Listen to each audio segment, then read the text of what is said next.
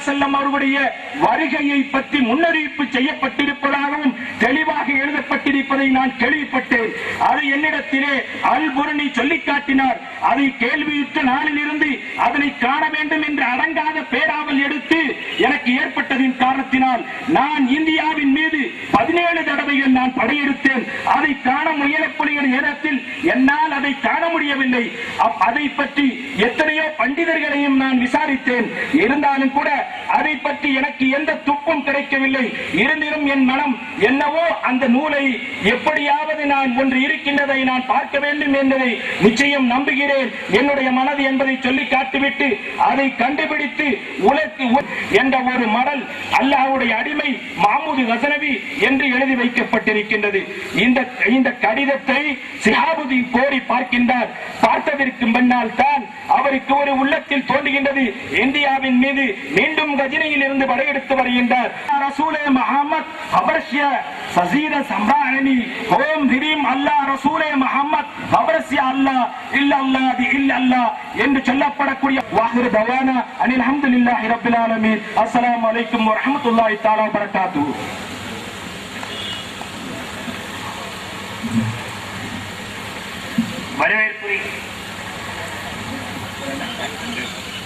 வரவேற்புரை நிகழ்த்திய திரு ஜீவா சிவகுமார் அவர்களுக்கு நம்முடைய தலைவர் சர்க்குரு அவர்கள் இப்போது கொண்டாடி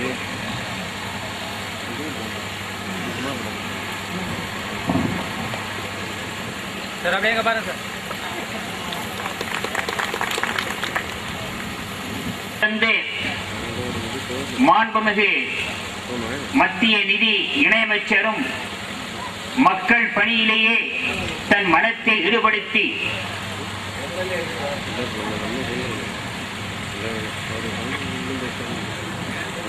அடுத்து நம்முடைய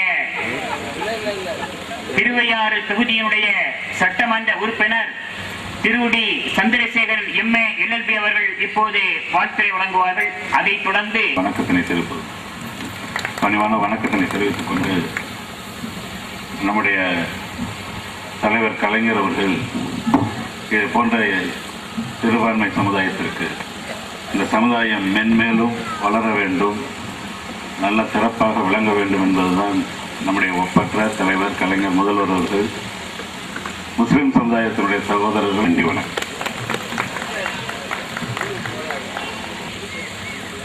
தமிழக தரிசாக்களுடைய ஒருங்கிணைப்பு கமிட்டியுடைய தலைவர் அன்பு சகோதரர் சமய நல்லிணக்கத்தினுடைய சின்னமாக திகழக்கூடிய HM சச்சா முபாரக் MC அவர்கள் இப்போது வாழ்த்துரை வழங்குவார்.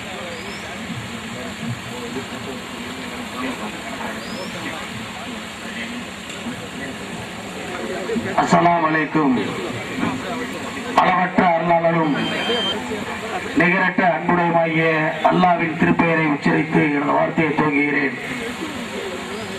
திருப்பந்துருத்தி மகான் ஹஜ்ரத் ஹபீஸ் ஷா காதரி ஒளியுல்லா அவருடைய தர்கா ஷரீப் வளாகத்துடைய அடிக்கல் நாட்டு விழாவுடைய தலைவர் மரியாதைக்குரிய டாக்டர் M சையது கரிமா அலிசா தங்கள் அவர்களே, இந்த நிகழ்ச்சியிலே கலந்து கொண்டிருக்கக்கூடிய இந்திய பேரரசுடைய நிதித்துறை அமைச்சர் மரியாதைக்குரிய பெருந்தகை ஐயா அவர்களே,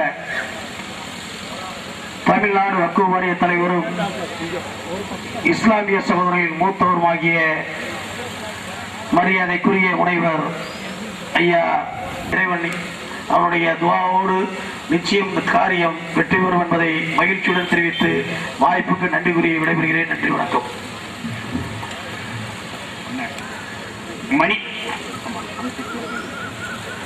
மனிதநேய மாண்பாளர் மக்கள் பணியின் மணிமகுடமாக திகழக்கூடிய மாண்புமிகு மத்திய நிதித்துறை இணையமைச்சர் போற்றுதலை குறித்தான அண்ணன் SS பழனிமாணிக்கம் MA BL அவர்கள் இப்போது சிறப்புரையாற்றுகிறார்கள். அவர்களுக்கு இப்போது நம்முடைய சர்க்குரு அவர்கள் பொன்னாடை போட்டுகிறார்.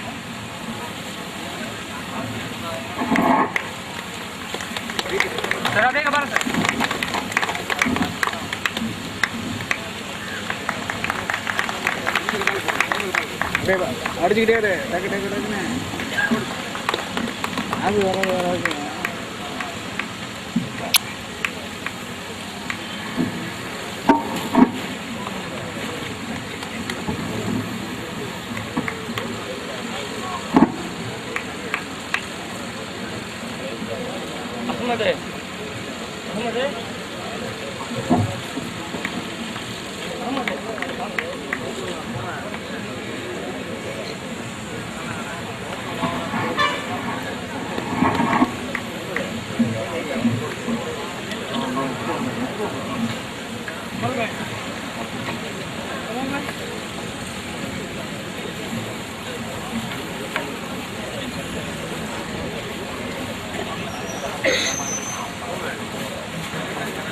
திருப்பந்துருத்தியில்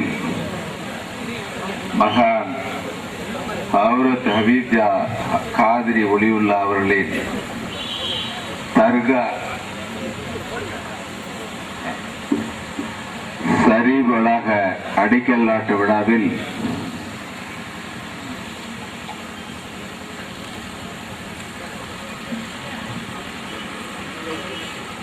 தலைமையேற்றிருக்கிற மௌலவி அல்லாஹ் சர்க்குரு சையது கரீம் அலிஷா தங்கள் அவர்களே, எங்கள் அன்புக்குரிய அண்ணன் தமிழ்நாடு வக்ஃபு வாரியத்துடைய தலைவர் முனைவர் கவிக்கோ அப்துல் ரஹ்மான் அவர்களே, சட்டப்பேரவை உறுப்பினர் தம்பி துரை சந்திரசேகரன் அவர்களே, தமிழக தற்காக்களின் ஒருங்கிணைப்பு கமிட்டி தலைவர் தம்பி சச்சா முபாரக் அவர்களே, நிகழ்ச்சியில் பங்கேற்றிருக்கிற அன்புக்குரிய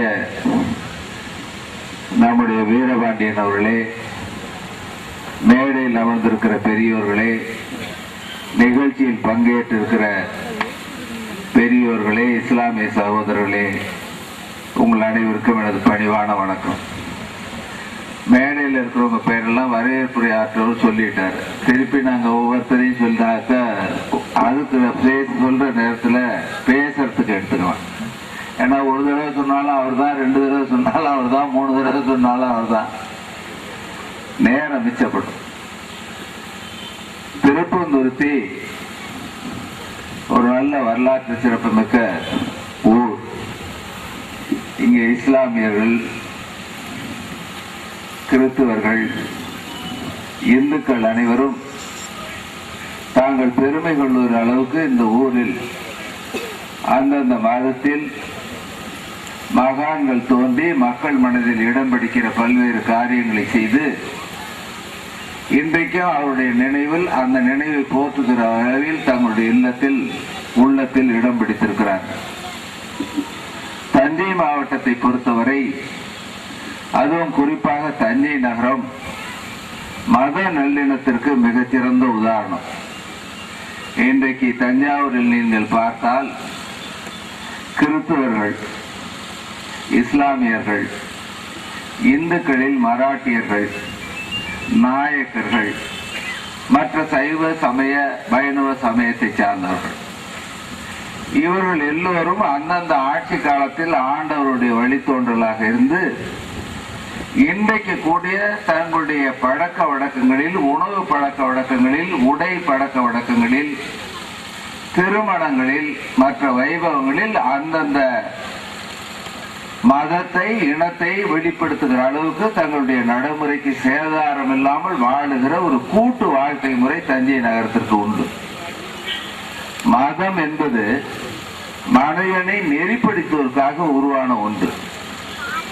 ஒவ்வொரு உலகின் பல்வேறு பாகங்களில் அந்தந்த பகுதியில் தோன்றிய மகான்கள் தங்களுடைய உணர்வுகளுக்கு ஏற்பட்டு உருவான மதத்தின் அடிப்படையில் உலகம் பறந்து விழுந்த போது பல்வேறு பகுதிகளுக்கு சென்று தங்கள் மக்களுக்கு ஆற்றுகிற சேவையோடு மதத்தின் கருத்துக்களையும் பரப்புகிற நேரத்தில் அந்த கருத்துக்களின் பால் கவரப்பட்ட தோழர்கள் அந்த மதத்தை தழுவுகிற போது அந்த மதத்தினுடைய நடைமுறைகள், பழக்க வழக்கங்கள் மேலும் மற்றவர்களை கவருகிற நேரத்தில் அந்த மதங்கள் பல்வேறு நாடுகளில் பரவி இன்றைக்கு அந்தந்த மதங்கள் பல்வேறு நாடுகளில் எல்லோருடைய மனதிலும் நிறைவாக இருக்கிறது.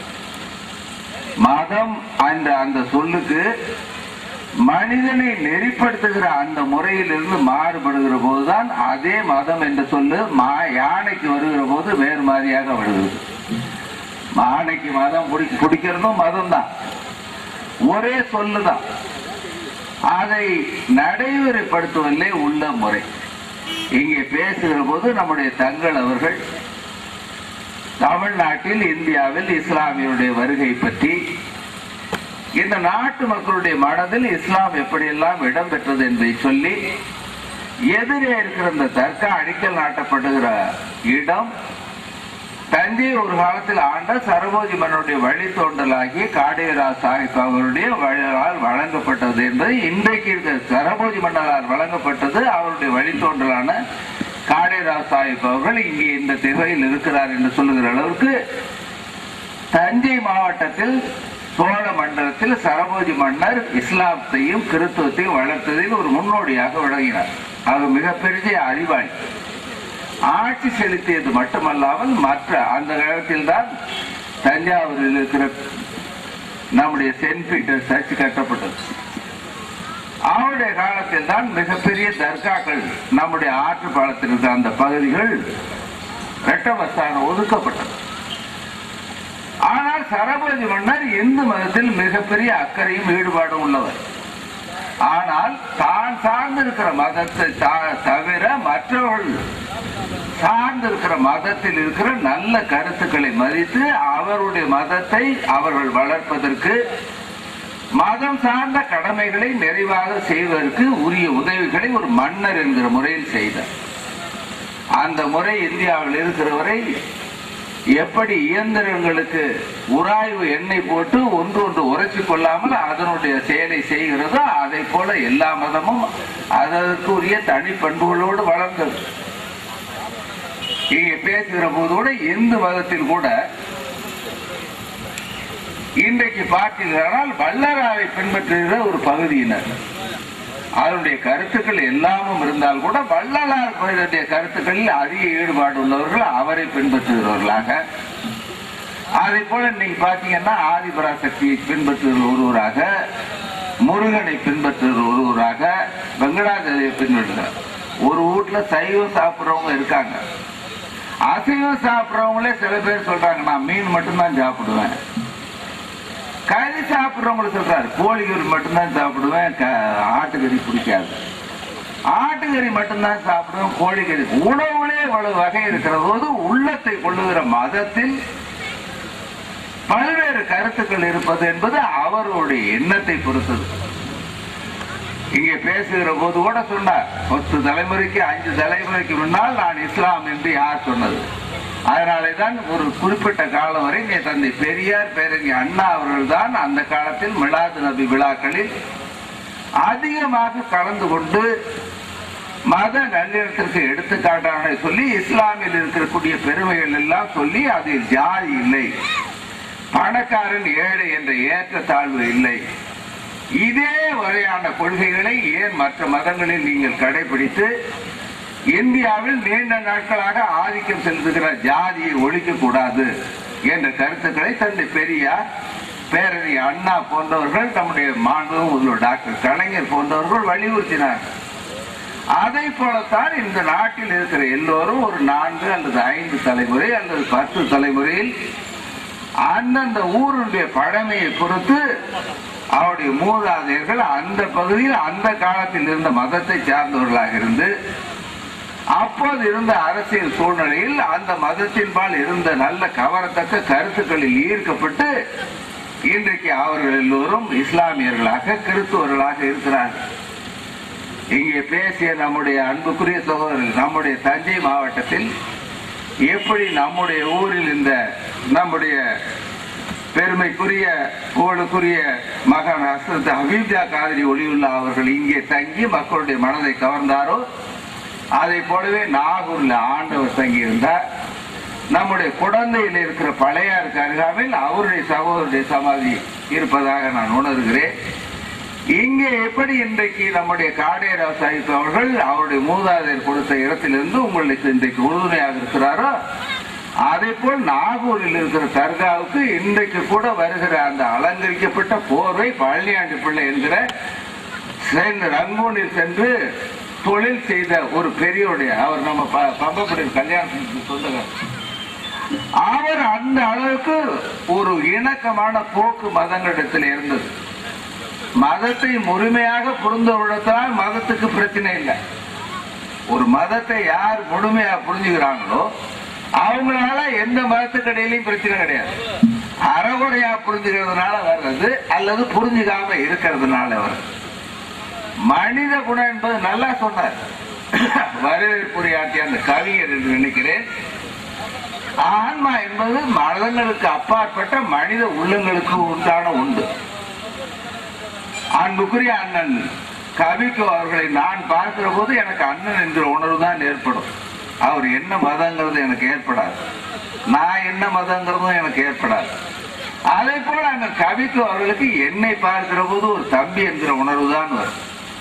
நம்முடைய பகுதியில் அதிகமாக நம்முடைய முஸ்லீம் லீக்கில் செல்வாக்குடன் இருந்த அன்றைய நாடாளுமன்ற உறுப்பினர்கள் அண்ணன் அப்துல் சமத் ஆனாலும் அதற்கு பின்னாலே வந்த அண்ணன் லத்தீப் ஆனாலும் அவர்களுக்குள்ளே கூட வருத்தம் இருக்கிற போது என்ன நடுப்புற உட்கார வச்சுக்கிட்டு 2 பேரும் பேசிட்டு அந்த அளவுக்கு நம்முடைய மனதில் மற்றவர்களை ஒரு மனித உணர்வோடு எண்ணுகிற போது வேறுபாடுகள் மறைந்து ஒரு நிகழ்ச்சியை அல்லது ஒன்றை தொடங்குகிற போது அவர்களுக்கு எந்த வகையிலே உதவி செய்ய முடியும் என்கிற எண்ணம் தான்.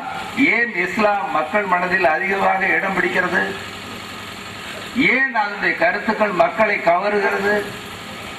மற்ற சமுதாயத்தில் இருக்கிற ஏற்ற தாழ்வுகள் அதில் இல்லை.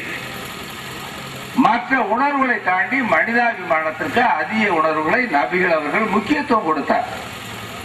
நான் அவருடைய நடவடிக்கைகளில் அவருடைய வரலாற்றை படிக்கிற போது என்னை மிகவும் கவர்ந்த ஒரு பொருள், ஒரு கால அரசியல்வாதியாக இருப்பதால் அது எனக்கு பட்டதோ என்னவோ தெரியவில்லை. ஒரு போரில் எதிரியை வென்று அவனை அழைத்து வருகிற போது தன்னுடைய போர் வீரர்களுக்கு சொல்லுகிறார், நீங்கள் அவரை மீண்டும் ஒரு அரசனை போல் நடத்த வேண்டும். போரில் தோல்வியுற்றவர்களை எப்படி நடத்துவார்கள்? வெறும் பஞ்சாயத்து போர்ல தோத்தவனே எப்படி நடத்துறானோமா? ஒரு அடிமையை போல் நடத்துகிற உணர்வு தான் அந்த காலகட்டத்தில் மேலோங்கி இருந்தது.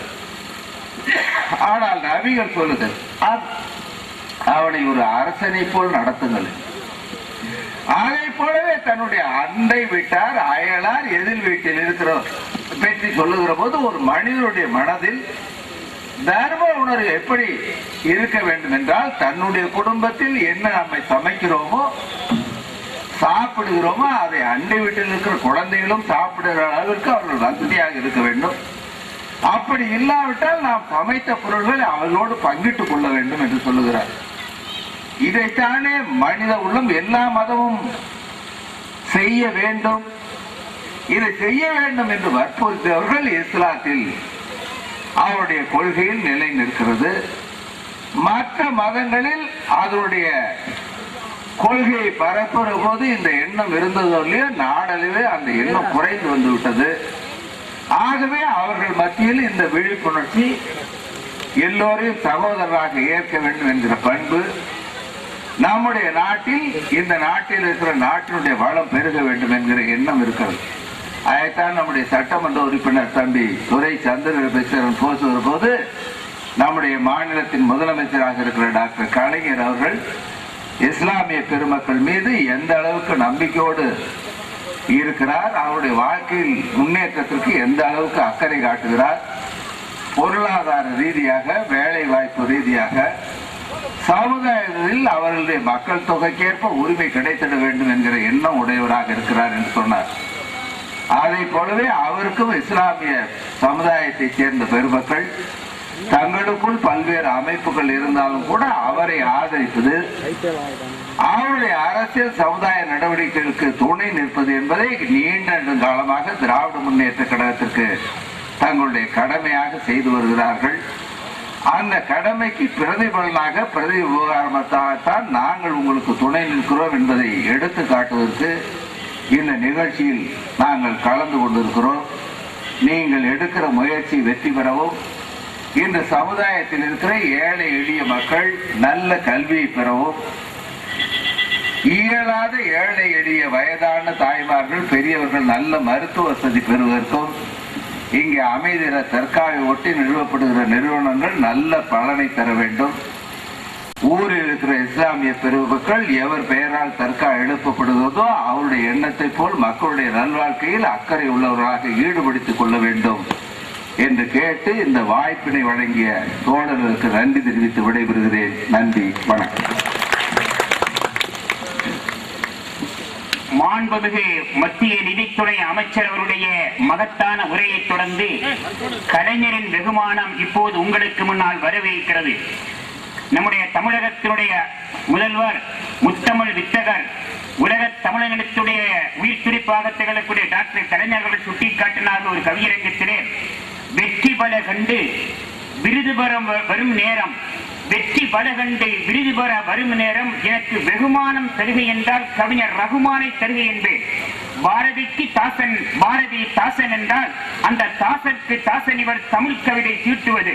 குடமிட்ட தங்கமே, குடமிட்ட தீபம் இவர் இனிமேல் குண்டிலிட்டு விளக்காவார். நம்முடைய முதல்வர் கலைஞர் அவர்கள் சுட்டிக்காட்டிய ஒரு மகத்தான வகுப்பாரிய தலைவர். குடமிட்ட தீபம் இவர் இனிமேல் குண்டிலிட்டு விளக்காவார். புடம்போட்ட தங்கம் இவர்.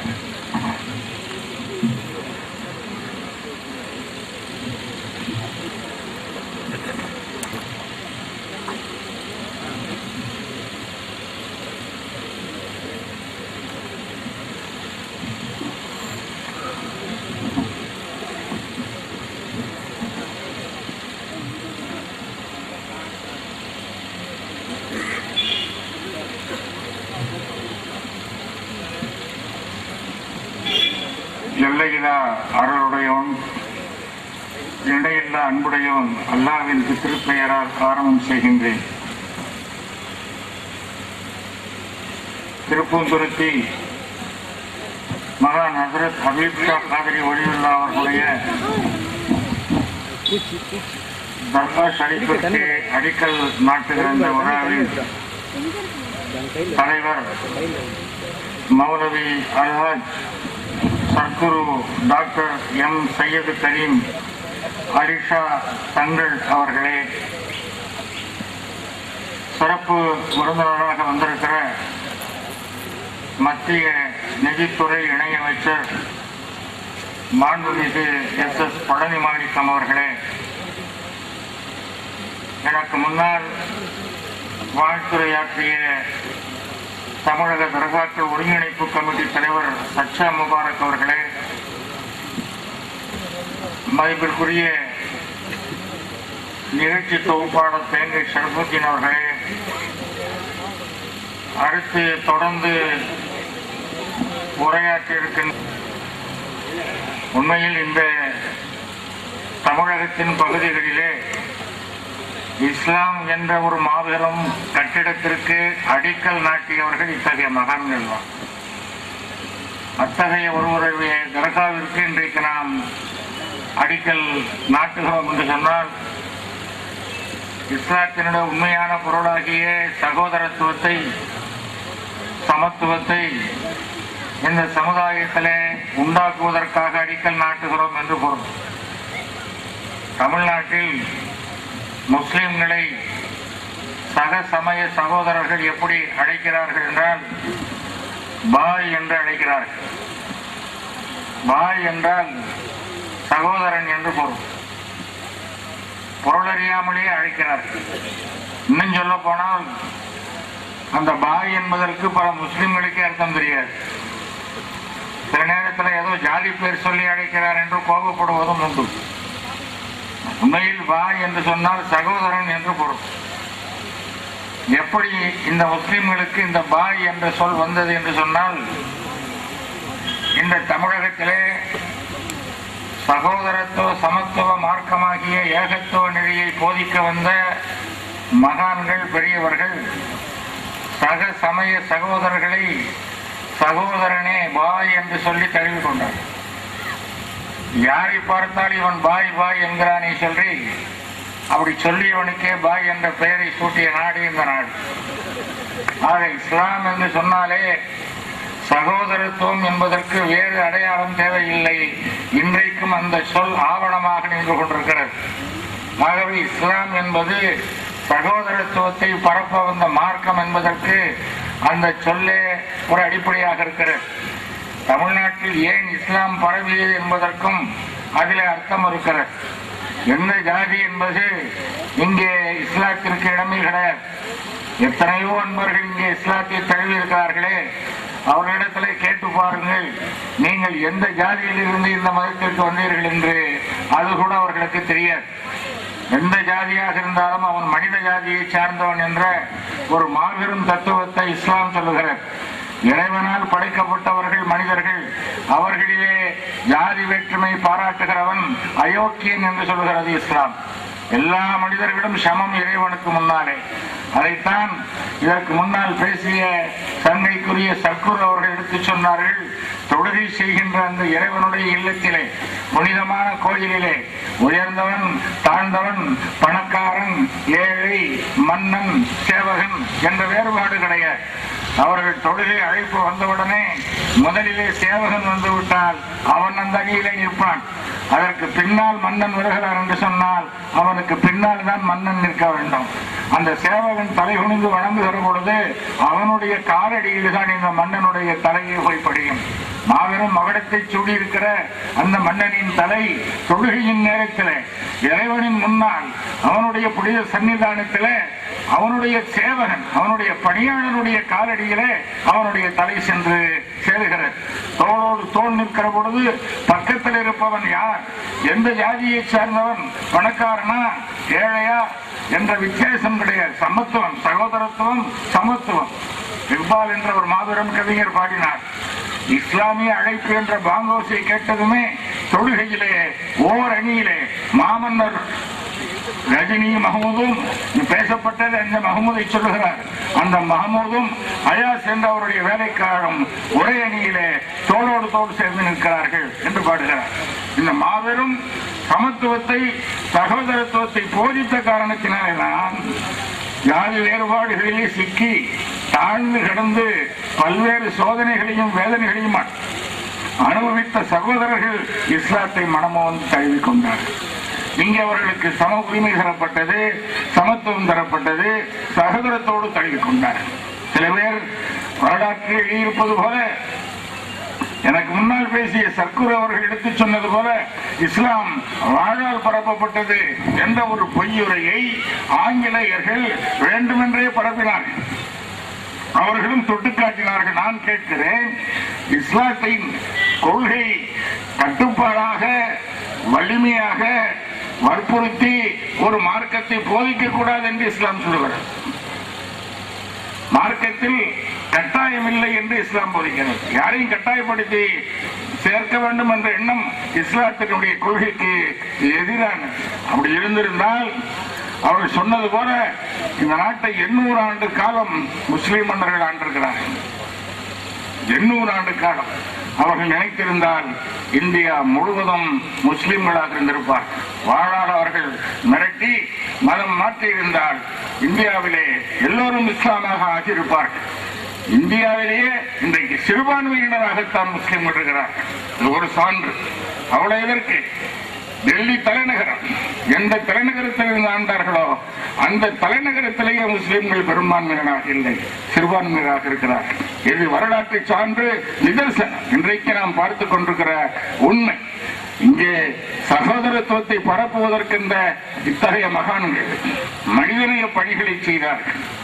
அவர்கள் யாராக இருந்தாலும் நோயுடன் இருந்தார், அவர்களை அணுகி மருத்துவம் செய்தார், அவர்களுக்கு சோறிட்டார்கள், அவர்களுடைய சோதனைகளை வேதனைகளை நீக்கினார்கள், அவர்களை தங்களை சகோதரர்களாக அணைத்துக் கொண்டார். அதனாலேதான் அண்மையிலே அடங்கியிருக்கிற நாகூர் ஆண்டகை ஷாஹுல் வலியுல்லா சாஹிப் அவர்களுடைய தர்கா ஷரீஃபிற்கு அதிகமாக வருகிறவர்கள் இந்து பெருமக்களும் கிறிஸ்தவர்கள். அதுபோலவே தெற்கே இருக்கின்ற பாதுஷா ஏர்வாடி இப்ராஹிம் ஷா அவருடைய தர்காவிற்கு அதிகமாக வருகிறவர்கள் இந்து பெருமக்கள். ஏன் வருகிறார்கள்? அவர்களுடைய மூதாதையர்களுக்கு இந்த மகான்கள் செய்த மாபெரும் நன்மை, அதனுடைய நன்றி கடனை செலுத்துவதற்கு அவர்கள் தொடர்ந்து பரம்பரையாக வந்து கொண்டிருக்கிறார்கள். அதான் உண்மை. இதுல இன்னொரு செய்தியும் சொல்லப்படுகிறது. எந்த மதமாக இருந்தாலும் சரி, மற்றொரு சக மனிதனை மனிதனாக நினைத்து அவனை நேசித்து யார் உறவு பாராட்டி அவர்களோடு சகோதரத்தோடு பழகுகிறானோ அவன்தான் உண்மையான மதவன். மற்றவன் தீவிரவாதத்தில் ஈடுபடுகிறவன் எந்த மதத்தையும் சார்ந்தவன் இல்லை, அவன் குற்றவாளி. ஆகையினாலே இதை நன்றாக புரிந்து கொள்ள வேண்டும்.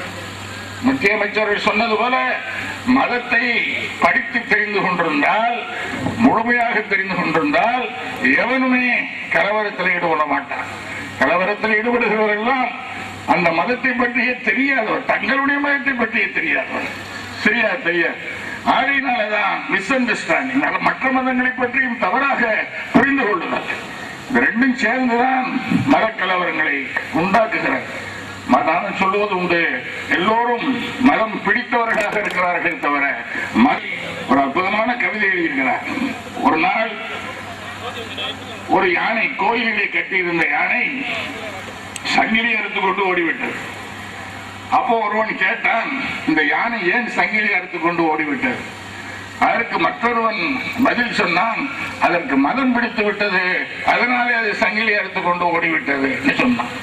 அருகில் இருந்த வேறொருவன் சொன்னான், நண்பனே, அதற்கு மதம் பிடித்ததனாலே ஓடவில்லை, மதம் பிடிக்கவில்லை, அதனால ஓடிவிட்டது. இதான் உண்மை. இதான் உண்மை. பேரறிஞர் அண்ணா அவர்கள் இஸ்லாம் எப்படி தமிழ்நாட்டிலே பரவியது என்று சொல்லுகிற பொழுது அந்த அறிஞருக்கே உரிய அந்த ஓமை நயத்தோடு மிக அழகாக சொல்லுகிறார். ஒரு குழந்தை தூங்கிக் கொண்டிருக்கிறார். அந்த குழந்தையை தாய் தட்டி எழுப்புகிறார். தூங்கிக் கொண்டிருந்த அந்த குழந்தை, தூக்கத்திலே தாயை மறந்து தூங்கிக் கொண்டிருந்த அந்த குழந்தை எழுந்தவுடனே பார்த்து இது தன் தாயின் முகம் என்று தெரிந்து கொண்டு அந்த தாயை எப்படி தழுவிக் கொள்ளுமோ அப்படித்தான் தமிழ்நாட்டு மக்கள் இஸ்லாத்தை தழுவினார்கள் என்று பேரறிஞர். எவ்வளவு விஷயம் பேரறிஞர் என்பதற்கு சொல்ல, பார்த்த உடனே தன்னுடைய தாய் என்று இந்த குழந்தை புரிந்து கொள்கிறது. தமிழர்களும் இஸ்லாத்தை பார்த்த பொழுது இது என்னுடைய தாய் என்று புரிந்து கொண்டார்கள் என்று. ஆதியிலே எந்த கொள்கையில் தமிழர்களுடைய கொள்கைகளாக இருந்ததோ, ஒரே இறைவனை, ஒன்றை இறைவன் ஒன்றை உளம் என்று போதித்த நாடு இந்த நாடு. இடையிலேதான் பல தெய்வம் பல கொள்கை என்று வந்த குழப்பம் வந்த. எனவே ஒன்றே உணம், ஒருவரே இறைவன் என்று ஆதியிலே ஒலித்த குரல் மீண்டும் ஒலித்தவுடனே, ஆகா, இது நம்முடைய ஆதி குரல் அல்லவா, ஆதி கொள்கை அல்லவா என்று சொல்லி தழுவிக்கொண்டார்கள். ஆகையினாலே இந்த குரல், இந்த கொள்கை தமிழ்நாட்டிற்கு புதியது. இன்னும் எத்தனையோ விஷயங்களை சொல்லலாம். முஸ்லிம்களுக்கும் தமிழர்களுக்கும் இடையே பல ஒற்றுமைகள் உண்டு. என்று மட்டும் நான் சொல்லி மேலே செல்லுகிறேன். இஸ்லாமியர்கள் திருமணம் செய்கிற பொழுது வரதட்சணை வாங்கக்கூடாது. மகர் என்று சொல்லப்படுகிற பரிசம், மாப்பிள்ளைதான் பெண்ணுக்கு பரிசம் கொடுக்கணும். இது தமிழர்களுடைய பழக்கம். நெடுங்காலமாகவே இன்றைக்கும் இருக்கிறது. தமிழர்களிடத்துல அவர்கள் வரதட்சணை வாங்குவதில்லை. இன்றைக்கு சமுதாயம் கெட்டுக் கொண்டிருக்கிறது வேற. ஆமா, சமுதாயம் கெட்டு போயிருக்கிறது வேற. ஆனால் இன்றைக்கும் கிராமப்புறங்களிலே மாப்பிள்ளை வீட்டார் தான் சென்று பெண் வீட்டாருக்கு பரிசம் தருகின்ற பழக்கம் நெடுங்காலமாக தமிழர்களிடத்தில் இருந்து வருகிறது. இதுவும் இஸ்லாத்திற்கும் இருக்கிற ஒற்றுமைகள் ஒன்று. அடுத்ததாக, தமிழர்கள் இறந்தால் புதைப்பார்கள் என்று எரிக்க மாட்டார். இதுவும் பழைய காலத்து பழக்கம். பொழுது மாறி இருக்கலாம், இப்படி சொல்லிக்கொண்டே போகலாம். இதையெல்லாம் படித்த இந்த பேரறிஞர் அண்ணா அவர்கள் இஸ்லாத்தை போதிக்க வந்த இத்தகைய மகான்களானதான் இங்கே பரவி வாழாதல்ல. எங்கிருந்தோ அரச போகத்தை தொடர்ந்து நாடு பிடிக்கிற ஆசையில் வந்ததா சொல்லுகிறார். நாட்டின் அரசர்களாக இருந்தவர்கள் பக்கீர்களாக, பிச்சைக்காரர்களாக இந்த நாட்டுக்கு வந்தார்கள். இந்த நெறியை பரப்பி சுத்தப்படுத்துவதற்காக, சகோதரத்துவத்தை ஏற்படுத்துவதற்காக, மனித நேயத்தை ஏற்படுத்துவதற்காக, சரியாக சொல்லுவதாக இருந்தால் இத்தகைய பிச்சைக்காரர்கள் இட்ட பிச்சை தான் இஸ்லாம் இந்த தமிழ்நாட்டிற்கு மாமன்னர்களால் கொடுக்கப்பட்டதல்ல, வாழால் பரப்பப்பட்டதல்ல. அப்படி பரப்பப்பட்டிருந்தால் மீண்டும் பழைய தாய்மதத்திற்கு சென்றிருப்பார். ஏன் செல்லவில்லை என்பது ஒரு கேள்வி. இவர்கள் செய்த தியாகம், இவர்கள் செய்த திருப்பணி, இவருடைய மனிதநேயம், அவர்கள் சங்கைக்குரு சர்க்குரு சொல்லி காட்டினாரே, அவர்களை பார்த்தவுடனே அந்த தேஜஸ் ஒளி பார்த்தவுடனேயே அவர்கள் 90 லட்சம் பேர் இஸ்லாத்திலே சேர்ந்து விட்டார்கள் என்று சொன்னால் இத்தகைய தெய்வீக பேர்வை அவர்கள் அடங்கியிருக்கிற அந்த அஜ்மீர் அடங்கியிருக்கிற மாமகானுடைய திருமேனியில் இத்தகைய தேஜஸ், இத்தகைய திருவொளி இருந்திருக்கும். அவர்களுக்கு மொழி தெரியாது. அவர்கள் ஒரு ஃபக்கீராக வந்தவர்கள், ஏழையாக வந்தவர்கள், பிச்சைக்காரராக வந்தவர்கள். அவர்கள் 90 லட்சம் பேர் எந்த வார்த்தை சொல்லி மாற்றினார். அவரை பார்த்தவுடனே இத்தகைய மகான் சொல்லுகிற கொள்கை, பின்பற்றுகிற கொள்கை சிறந்ததாகத்தான் இருக்கும் என்று கருதி அந்த மார்க்கத்தில் சேர்ந்தார்கள். ஆக இந்த வரலாறுகளை நீங்கள் படித்து பார்த்தால் கடற்கரை ஓரமாக ஏராளமான இறைநேச செல்வர்கள் அடங்கியிருக்கிறார்கள். அவர்கள் எல்லோரும் ஈராக்கிலிருந்து, ஈரானிலிருந்து, மக்காவில் இருந்து, மதினாவில் இருந்து மன்னர்களாக இருந்தவர்கள், பெரிய பெரிய அமைச்சர்களாக இருந்தவர்கள். அவர் நாடு துறந்து, வீடு துறந்து, சொந்தம் சொற்றம் எல்லாவற்றையும் விட்டுவிட்டு இத்தகைய காடுகளிலே வந்து தங்கி பெரும் தியாகத்திலே அவர்கள் இங்க இருக்கிற மக்களை சகோதரத்துவ ஏகத்துவ நெறியிலே சேர்த்திருக்கிறார்கள். இன்றைக்கு நீண்ட உரை ஆற்றுவதற்கு நேரமில்லை, நான் முத்துப்பேட்டை சென்றாக வேண்டாம். இங்க இருக்கின்ற சங்கைக்குரு சர்க்குரு அவர்கள் ஒரு வித்தியாசமான சர்க்குருவா இருக்கிறார். எந்த அடிப்படையில் இந்த மகான் வந்து மருத்துவ பணியை செய்தாரோ, கல்வி பணியை செய்தாரோ, அது போன்ற பணிகளை நானும் செய்வேன் என்று சொல்லுகிறார். ஆச்சரியமாக இருக்கிறது. ஆக இத்தகையவர்கள் மீண்டும் அந்த பாரம்பரியத்தை தொடங்க இருக்கிறார். நான் வக்ஃப் வாரியத்தின் மூலமாக பள்ளிகளை, கல்லூரிகளை, மருத்துவக் கல்லூரிகளை கட்ட வேண்டும் என்று அறிவித்த பொழுது அதை கேள்விப்பட்டவர் மதுரையிலிருந்து நேர புறப்பட்டு வந்து சென்ற முறை நான் தஞ்சாவூர் வந்த பொழுது நீங்கள் சொன்ன இந்த திட்டங்கள் எனக்கு பிடித்திருக்கின்றன, தயவு செய்து உங்களுக்கு நான் என்ன செய்ய வேண்டும் சொல்லுங்கள். மருத்துவக் கல்லூரியா எவ்வளவு நிலம் வேண்டும், நான் தருகிறேன் என்று சொன்னார். எனக்கு ஆச்சரியமாக இருந்தது. எவ்வளவு ஏக்கர் வேண்டும், எங்களிடத்தில் இருக்கிறது, பற்றவில்லை என்றால் வாங்கி தருகிறேன் என்று சொன்னார். ஆக அத்தகைய நெறியை பழைய அந்த மகான்கள் பின்பற்றிய அதே நெறியை பின்பற்றி நாங்கள் முஸ்லிம்களுக்கு மட்டும் கல்வி கூடங்கள் வைக்கப் போவதில்லை, நாங்கள் முஸ்லிம்களுக்கு மட்டும் மருத்துவக் கல்லூரி கட்டப் போவதில்லை, இந்த பகுதியில் இருக்கிற எல்லா மக்களுக்கும் பயன்படுகின்ற கல்வி நிலையங்களை, மருத்துவக் கல்லூரிகளை, இலவச மருத்துவமனைகளை வைக்கப் போகிறோம். பழனிமாணிக்கம் போன்ற அமைச்சர்கள் இந்த பகுதியில் இருக்கிறார்கள்.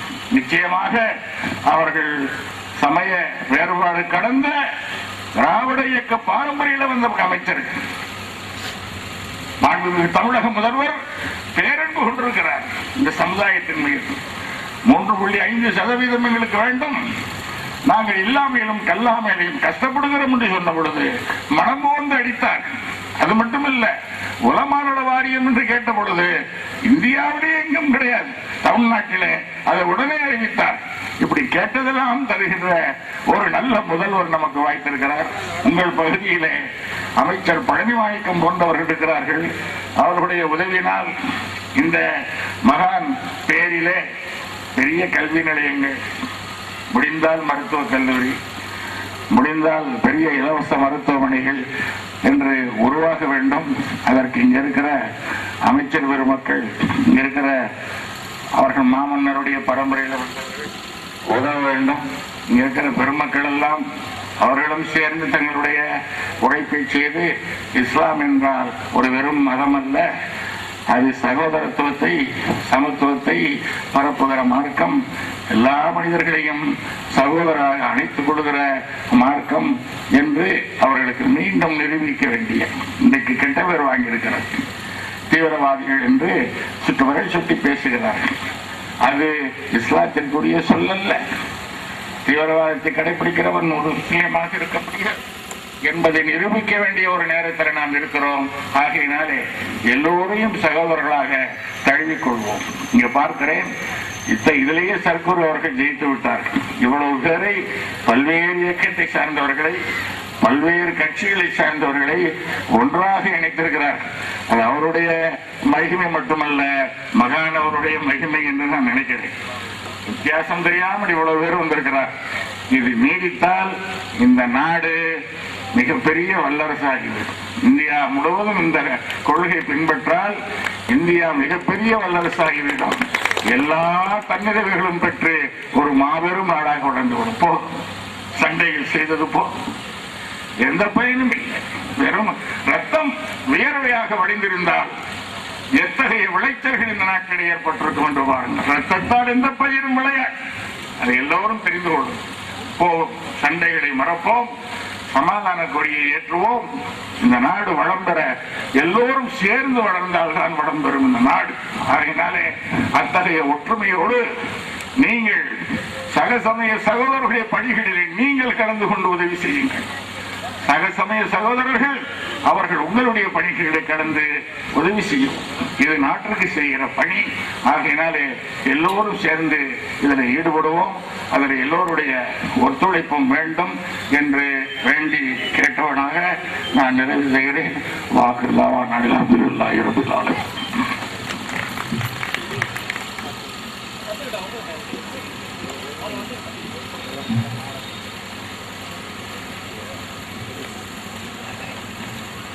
அவர்களையும் நீதித்துறை இணை அமைச்சர் அவர்களையும் மரியாதைக்குரிய வக்ஃப் வாரியத்துடைய தலைவர் அவர்களையும் பாராட்டி ஒரு நிமிடங்கள் நம்முடைய சர்க்குரு அவர்கள் சில செய்திகளை சொல்கிறார். மக்களே, நம்முடைய இந்த பகுதியில் மிகவும் பரிச்சயமான அன்பிற்குரிய நண்பரும் நம்முடைய பகுதியினுடைய நாடாளுமன்ற உறுப்பினரும் இன்றைய ஆட்சி கட்டிலில் அமர்ந்திருக்கக்கூடிய மாண்புமிகு முதலமைச்சர் அண்ணவருடைய நேசத்திற்குரியவரும் நம்முடைய தந்தை தந்த மாணிக்கமாம் அன்பிற்குரிய கண்ணியத்திற்குரிய நிதித்துறை இணையமைச்சர் அவர்களை இணையமைச்சராக மீண்டும் நியமித்து டெல்லியிலே அவருடைய குரல் ஒலித்து மீண்டும் இந்திய சாம்ராஜ்யம் முழுவதும் அவருடைய உதவி பெற வேண்டும் என்பதற்காக வேண்டி அவர்களை நியமித்து தந்த கண்ணியத்திற்குரிய தமிழகத்தினுடைய முதலமைச்சர் டாக்டர் கலைஞர் அவர்களுக்கு நன்றி தெரிவிப்பதோடு அவர்களை இந்த பகுதியினுடைய எம்பி என்ற முறையிலும் அவர்கள் நிதித்துறை அமைச்சர் என்ற முறையில் அமைத்து வைத்திருந்த அவர்களுக்கு நன்றி தெரிவிப்பதோடு அவர்கள் இந்த பணி செம்மையாக நடத்துவதற்கு நாம் பாராட்டையும் தெரிவித்து நம்முடைய கண்ணியத்திற்குரிய இந்த தர்காவினுடைய செயலாளர் அண்ணவர்கள் ஹபீப் ரஹ்மான் அண்ணவர்கள் அவர்களுக்கு பொன்னாடை போர்த்தி கௌரவிக்கின்றார்கள். நாரே தக்பீர்.